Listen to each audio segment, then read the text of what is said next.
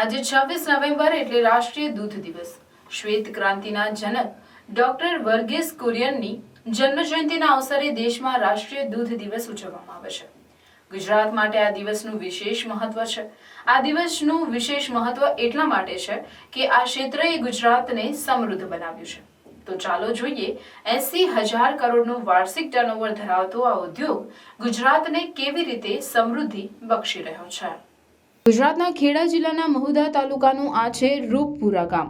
અહીંનો મુખ્ય વ્યવસાય ખેતી અને પશુપાલન છે. ગુજરાતમાં ઓછી જમીન ધરાવતા ખેડૂતો દૂધના વ્યવસાય થકી પૂરક આવક મેળવે છે. પશુપાલકો સહકારી મંડળીઓ થકી દૂધ જમા કરાવે છે. ત્યાંથી દૂધની ગુણવત્તા ચકાસવા માટે ડેરીમાં મોકલવામાં આવે છે. ગુણવત્તા યોગ્ય જણાય ત્યારબાદ તેના મોટા પ્લાન્ટ મોકલવામાં આવે છે.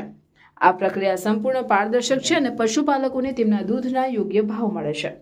આના કારણે જ ગુજરાતના ગામડાઓ સમૃદ્ધ બન્યા છે.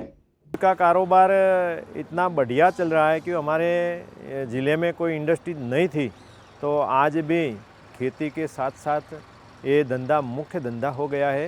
उसके साथ पूरा घर का गुजरान चलाते हैं, अपने बच्चे पढ़ाते हैं और जो मंडलियाँ चल रही है उसमें सरकार की बहुत सी योजनाओं लागू दी गई है.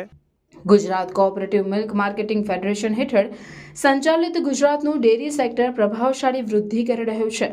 અત્યાર સુધીમાં 18,164 ગ્રામીણ સહકારી મંડળીઓમાં 36 લાખથી વધુ ખેડૂતો જોડાયા છે, જે પ્રતિ દિવસ 215 લાખ લીટર દૂધ ઉત્પાદન કરી રહ્યા છે, જેના થકી વર્ષમાં 80,000 કરોડનું ટર્નઓવર થયું છે અને ગુજરાતનું દૂધ ઉત્પાદન 4.96%ના CAGRની વૃદ્ધિ કરી રહ્યું છે.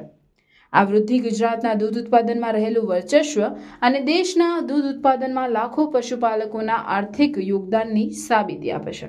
तो कोऑपरेटिव का एक अलग मंत्रालय बनाया और कोऑपरेटिव की जिसको जानकारी है, ऐसे अमित भाई शाह को ये जिम्मा दिया और कोऑपरेटिव छोटे छोटे लोग भी एक साथ में ज़्यादा मिलकर एक साथ में काम कर सकते हैं, ऐसा एक मॉडल जो है वो देश के सामने खड़ा किया. मैं मानता हूँ ये देश के लिए नहीं, पूरी दुनिया के लिए अमूल मॉडल और कोऑपरेटिव मॉडल वो एक आशीर्वाद रूप साबित हुआ है.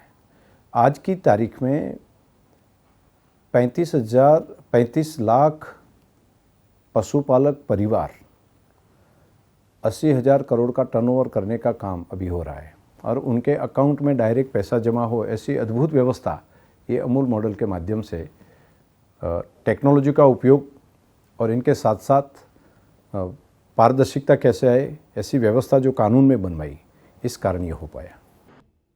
ગુજરાતે સહકારી ડેરી ક્ષેત્રે મોડેલ તરીકે કાર્ય કરી ભારતની શ્વેત ક્રાંતિમાં મહત્વની ભૂમિકા ભજવી છે અને ગુજરાત હજુ પણ આ ક્ષેત્ર નીત નવા કીર્તિમાન સર કરી રહ્યું છે.